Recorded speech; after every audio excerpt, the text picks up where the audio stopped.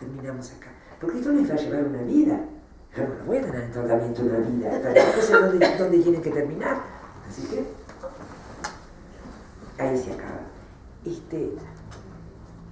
qué va a significar para Nicoló cuando pregunte por qué sus padres se separaron? ¿Qué le van a decir a este hijo? Que está muy ligado a su papá, ¿no? Y también muy ligado a su mamá, naturalmente. Y a su hermana. ¿Qué le van a decir? Que el papá se abusó de la hermana. Secreto familiar. Hay inevitables, algunos secretos son necesarios. No creo que que todos secretos sea fuente de patología. Hay algunos secretos que tienen que mantenerse secretos y que es necesario. Pero yo quería referirme un poco, no sé quién dijo ahí que se refirió qué puede pasar con el psicoanálisis. El psicoanálisis creo que siempre va a ser un problema abierto, no es un problema cerrado. Ya lo dijo Freud hace muchísimos años. Pero lo dijo y lo hizo. Y lo hizo. Es decir, un poco es como el poeta Machado, creo que es el gran poeta. Caminante no hay camino, el camino se hace andar. Y creo que ese es el problema del psicoanálisis. El problema del psicoanálisis se vuelve realmente un obstáculo cuando se vuelve religión, cuando se vuelve doctrina. Entonces ahí quedamos entrampados y cerrados. Otra cosa que me parece importante es lo del conflicto. El conflicto es necesario. El conflicto es una cosa que tiene que ver con la vida, con la pulsión de vida y crea conflicto. Ahora, yo no estoy tan seguro de que la cultura imponga solamente el modelo tradicional, padre, madre, hijo. También yo como hombre pienso, también ahí los chicos preguntan, los chicos también tienen necesidad de esa figura masculina que puede ser padre, pero algunos no, algunos se contentan y están muy contentos de tener dos madres, no era en español, que morro. Y otros chicos, depende de la edad, la necesidad de cierto momento, pues, buscan una figura masculina, tienen que inventarse un padre. No creo que sea solamente violencia de una cultura que no sabe cómo procesar lo que está sucediendo de la realidad. Bueno. Luisa quería hablar.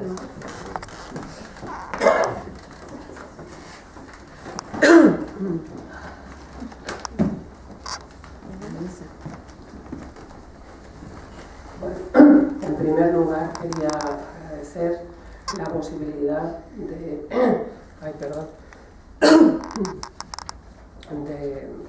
de poder escucharte aquí esta mañana y pensaba en torno a una cuestión que retoma algo que se dijo por aquí y que hacía alusión también a ese espacio vacío, ¿no?, sobre el cual tenemos que pensar cosas, que creo que ha quedado suficientemente explicitado en esta segunda parte. ¿Qué quieres decir cuando hablas de descentramiento, ¿no?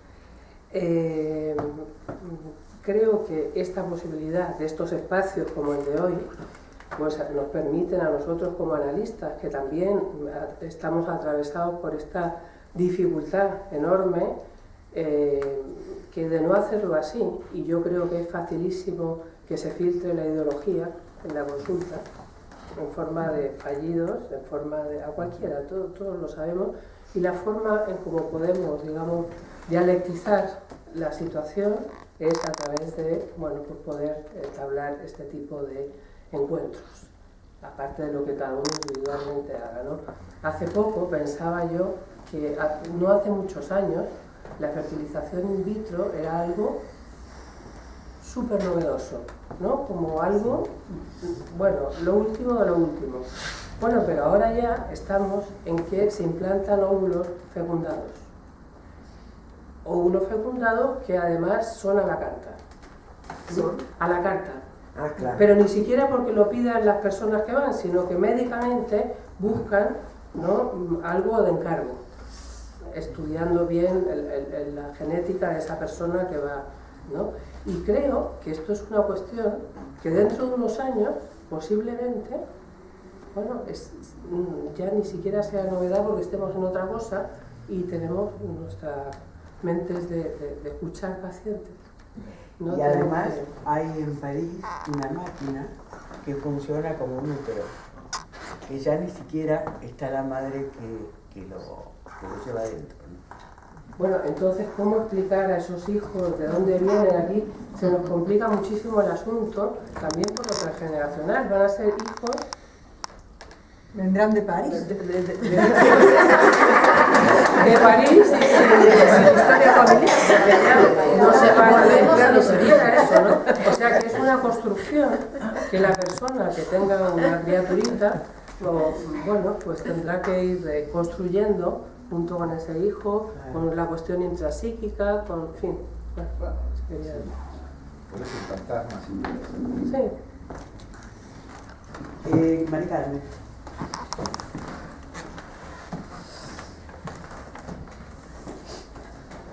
Sí, bueno, por un lado, pues muchas gracias por proponer una manera tan libre, ¿no?, con este lugar de vaciamiento de los núcleos y este lugar de vaciamiento de los centros.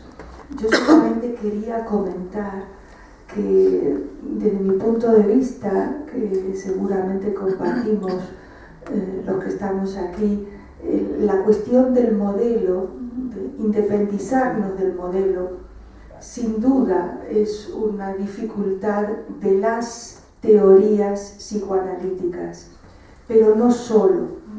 Yo creo que la cuestión del modelo es una marca cultural, una marca significante de la cultura judeocristiana, y que la cultura judeocristiana en primera convocatoria no mira con buenos ojos que nos independicemos de un modelo. Entonces, la teoría psicoanalítica es hija de la cultura judeocristiana, y en este sentido tenemos este síntoma, buscar el modelo aunque sepamos que no nos sirve. Gracias.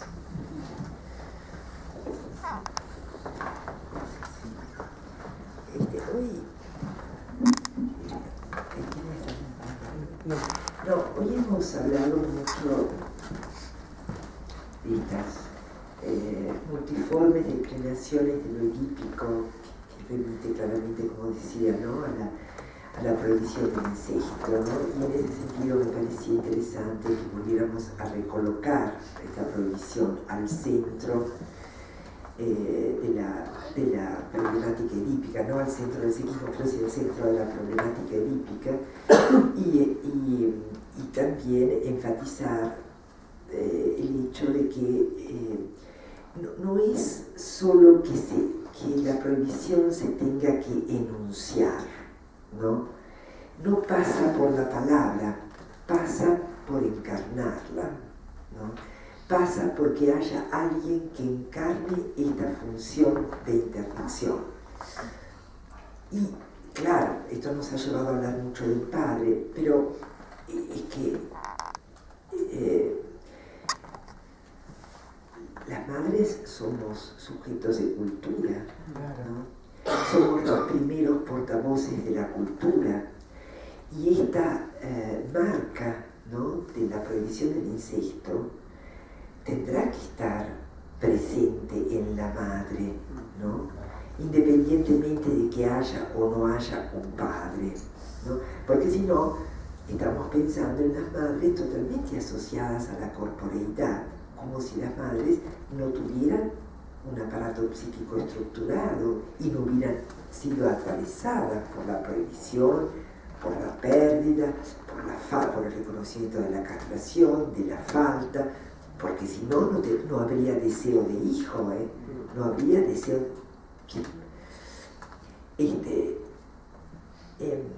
Lo digo porque no quisiera, en algún momento me parecía que corríamos el riesgo de ver, estoy de acuerdo con Victorio en que el conflicto no solo es necesario, pero yo creo que el conflicto es irreductible en el sentido de que no hay posibilidad de vínculo, no es que lo tenemos porque es necesario, no, aparece, ocurre, es una componente inexorable de la transformación de lo psíquico, pero también de la vida vincular, ¿no? Pero tenía un poco la impresión de que corríamos el riesgo de que asumiéramos bandos y que yo misma quedara incluida en un bando, ¿no? Y me parece que eso nos limitaría, ¿no? Lo que quiero enfatizar es que la madre, para ser madre, tiene que ser un sujeto de cultura, tiene que estar atravesada por la prohibición, y que eso es lo único que puede legitimar, no un deseo de maternidad que puede ser leído como un deseo de puro completamiento de sí, sino un deseo de hijo, esto es, un reconocimiento de generar un otro, que será otro separado y que se define en función de la realidad, esto es, que no será yo, no será como yo, no será símil a mi modo de pensar, de sentir, etc., ¿no?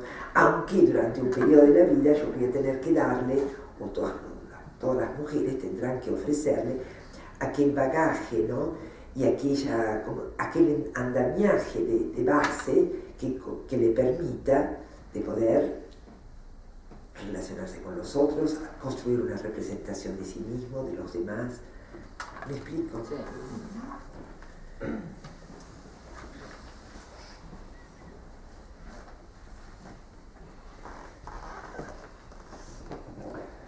Precisamente creo que por eso es interesante deslindar nuestra disciplina psicoanalítica de otras, como antes proponía, porque pone a prueba estos cambios en los modelos familiares tan notables que están dándose, pone a prueba nuestra capacidad de trabajar limpios, sin ideología y sin modelos, porque la ideología y los modelos dificultan nuestra neutralidad, nuestra abstinencia. Claro que sin ideología y sin modelos es también una utopía, ¿eh? Porque no es tan utópico como una propuesta de que trabajamos. Sí. Para eso existe también el análisis de la contratransferencia. Claro. ¿Querías decir algo?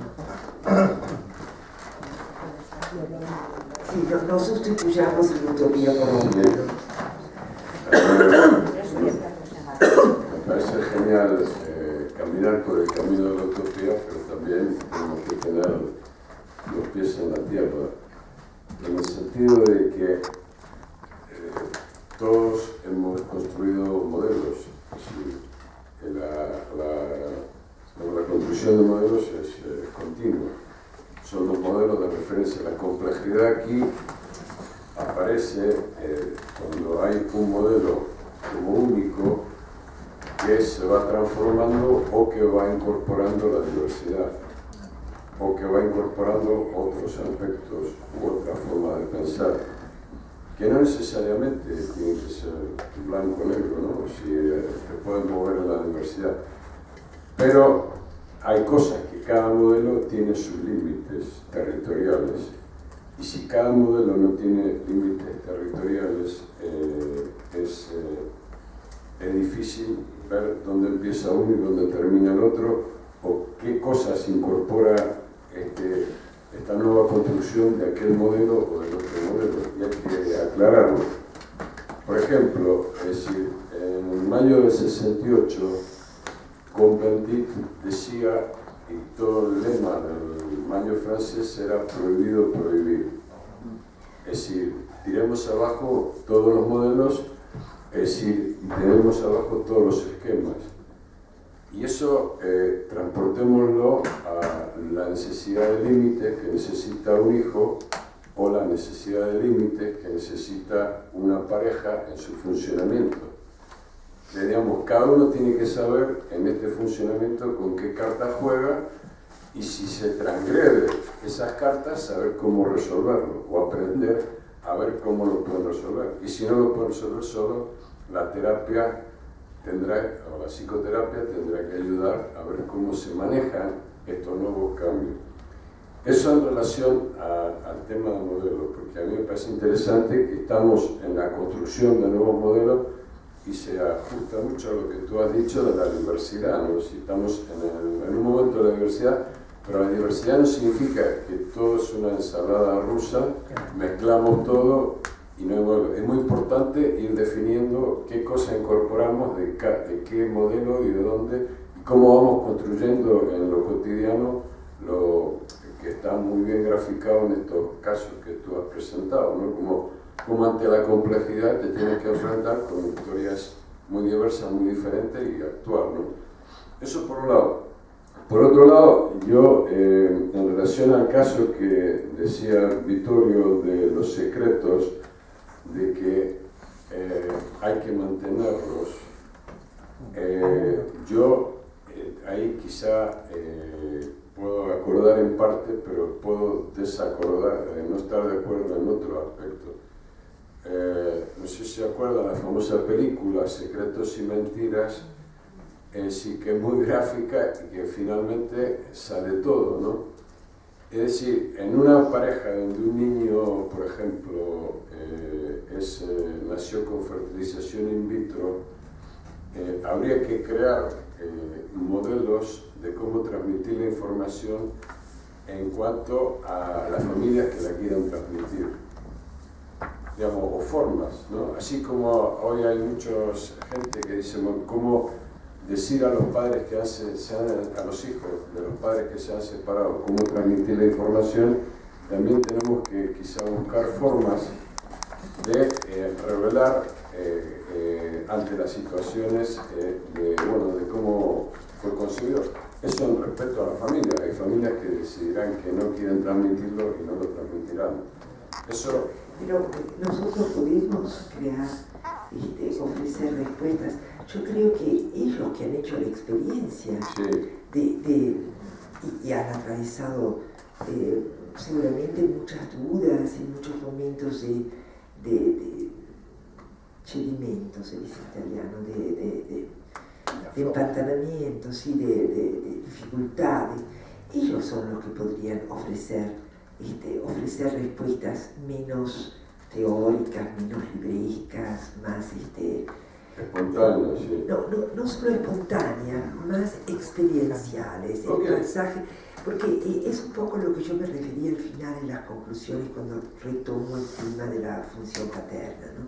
Yo creo que ¿quién deviene autoridad en el sentido de la autorrevolezza, ¿no? Esta distinción de términos a la cual hacía referencia Vittorio, ¿no? Una cosa es ser autoridad, y la autoridad puede ser designada desde un poder, ¿no? superior, ¿no? ¿Y quién tiene autorrevolezza? Autorrevolezza tiene el que se la gana, dijo Vittorio, y es así. El que se la ganó, ese puede hablar. Ese que encontró un modo de articular un deseo propio, de un deseo, ¿no? con las contingencias de la vida, qué sé yo, una mujer que no, ese hombre que se encontró con una mujer que no es fértil y que en función de su deseo logra producir una transformación de modo tal de que esta mujer pueda tener un hijo si es que lo quiere, pero esto es un camino muy largo y muy complejo, y entonces si no es fértil, pues habrá un recurso, pero lo que importa, a mí me parece que es la articulación del deseo en esta trama, sea interna, sea con lo contingente de la vida, sea con con la ley, ¿no? Con la prohibición de, ¿no? Y bueno, yo creo que ese es el testigo que puede asumir la función. Ese es el que tiene derecho a tener palabra. Lo demás, sí, hasta ahí nomás. Por supuesto que este al que yo le concedo la posibilidad, él me puede decir qué es lo que sintió y qué es importante. porque al hijo a lo mejor no le interesa mucho si era in vitro o no in vitro, si era...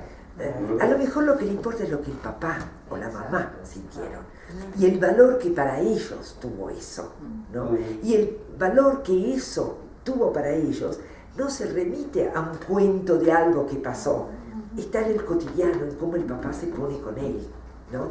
En cómo la mamá se toma cuidado, escucha lo que el hijo le está diciendo, cuánto pregunta y cuánto es uno el que necesita decir.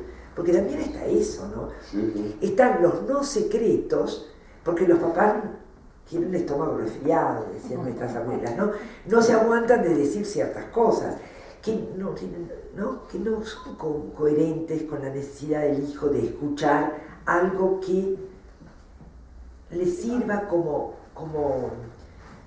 reaseguro de la propia existencia y del sentido de la propia existencia, primariamente para sus padres, que son el mundo. Es verdad lo que dice, pero yo me refiero más, independientemente de la necesidad de los padres de decir o no, en una familia donde hay primos, donde hay tíos, donde hay amiguitos, siempre alguno posteriormente va a decir algo. Sí. Es decir, o el chico o la chica se va a enterarse o va... Sí. Entonces, eso, digamos, desde ese punto de vista también en el vínculo. Pero estoy totalmente de acuerdo. Pero ahí se va a jugar el vínculo. No, pero por eso, el vínculo no se va a jugar ahí si los padres han desarrollado ese vínculo, eso estamos totalmente de acuerdo. Eso es fundamental, no es el dato detalle, sino un poco la articulación de toda esta... O sea que, porque alguien que lleva adelante toda esta lucha para poder tener un hijo, ¿no? Es durísima, es muy dura, requiere verdaderamente afrontar heridas narcisísticas importantes, hay que poder tolerar límites y fracasos, o lo hace porque hay una cuestión narcisística y omnipotente en la base que tiene que ser, que requiere obligatoriamente una confirmación externa, o verdaderamente desea mucho tener un hijo. Y eso hará posible que se construya un vínculo en el cual ese hijo pueda preguntar, y no va a ser el primo o el vecinito quien diga, se lo va a terminar diciendo el papá o la mamá, porque eso va a surgir espontáneamente en la relación entre ellos, ¿no?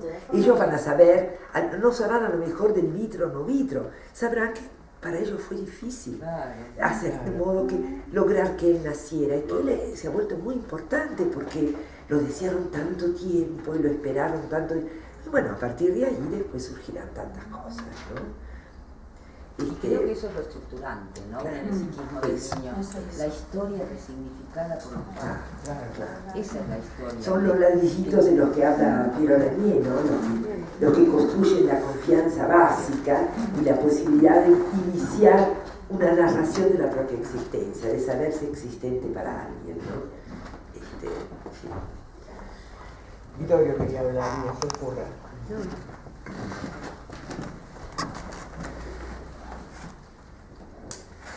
Digamos que si uno cambia el énfasis de lo que dice, por ejemplo, yo hablé de secreto, pero y dije que algunos secretos tendrían que mantenerse secretos.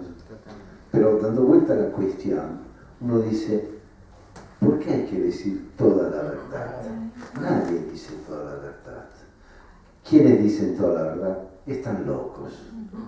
Entonces, ahí ya no se pone el énfasis sobre lo prohibido y mantener oculto algo, sino de lo imposible de decir toda la verdad. Completamente de acuerdo.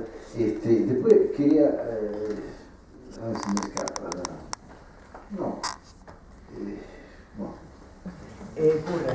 Digamos que hay un secreto que es, digamos, inherente a la escena primaria. Ese es el secreto, ¿no? Todos los padres tienen secretos para sus hijos, ¿no? Porque la escena primaria, las relaciones, la intimidad de la pareja es un secreto, y es fundante que sea un secreto, y esto va a tocar inexorablemente esa escena primaria y esa intimidad de los padres. O sea que no los hacen, eso no los diferencia de los otros padres que hacen verdaderamente función paterna o materna. Y eso me parece fundamental, ¿no? Y pensaba a Laplanche, a todo el discurso de los significantes enigmáticos, ¿no? ¿Cómo? Pensaba en toda la teorización de Laplanche sobre los significantes enigmáticos. Justamente Laplanche, que es el que construye su teorización a partir de la decisiva influencia del otro que hace de modo que uno sea hablado aún antes de existir, ni siquiera como huevo, ¿no? Y esos son los significantes enigmáticos y son los que ponen en marcha todo el funcionamiento psíquico. Entonces, claro, vos tenés razón de decir, si uno lo pone como secreto parece que está vedado a alguien en particular. No, es el enigma. Y los padres, y la fascinación que tienen los padres, tiene que ver con aquellos significantes que son enigmáticos, que forman parte de la singularidad de ese sujeto, ¿no? O de esa pareja. No, y creo que también hay una confusión. Una cosa es el secreto de un padre y otra cosa es la naturalización. Es decir, habrá padres que no lo hablen tanto porque sea secreto y vergonzoso, que eso es lo que es el secreto, Claro. y otros porque no lo han normalizado, o sea, porque lo han normalizado hasta el punto de que lo hablan de otra manera.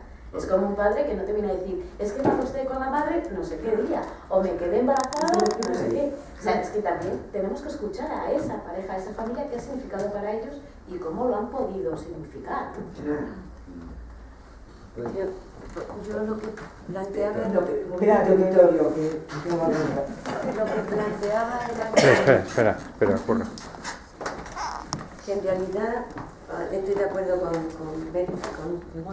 Mónica, porque a mí me parece que las parejas que llegan a nuestra consulta son las que han construido un secreto sobre eso, ¿no? Porque hay muchas que lo toman como una cosa natural y lo dirán o no lo dirán, da igual, pero no han puesto ahí el signo de la castración, ¿no? En ese sentido está bien.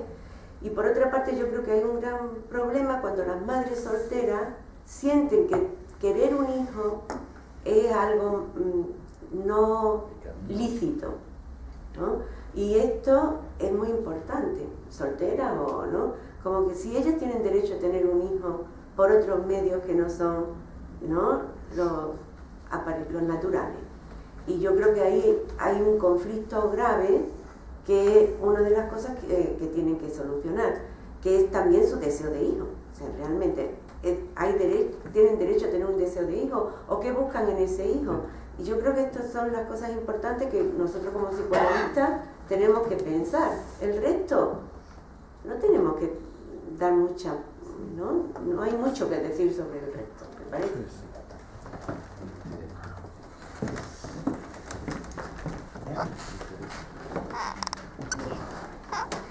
Yo sintéticamente me voy a referir a un material de hace muchísimos años sobre el secreto que sí, es un secreto que ha generado patología, entre otras cosas. El secreto de un chico consultó en una institución, un chico, un adolescente, porque había tenido un brote psicótico. En este brote psicótico había alucinado a Hitler, que le decía que tenía que exterminar los judíos. Entonces, bueno, por supuesto, se lo contuvo, se lo medicó, se lo empezó a tratar. Pero en función de eso se hizo necesario tratar a la familia. Y la familia empezó con todo. Extrañamente, este chico era hijo constituido de una madre, hija de alemanes, emigrados, poco antes de la Segunda Guerra, y la madre se había casado con un señor judío. Entonces parecía muy simple poder interpretar el complejo de Edipo psicótico delirante. Pero la situación resultó más compleja, porque la abuela del chico fallece, que era alemana, de origen alemana, y el abuelo había fallecido hace tiempo. Entonces, en los papeles que llegan, se descubre que no solo eran alemanes, pero habían huido a Alemania porque el abuelo era judío. O sea que eso se puede considerar, en parte, simplifico y resumo, es un tipo de secreto que genera patología. Sí, también un tipo de secreto que puede asegurar la vida, ¿no? Claro, porque emigraron justo cuando estaba toda la problemática nazi, ¿no? Bueno, sí. Bueno, les agradezco muchísimo Bueno, la invitación. dejamos la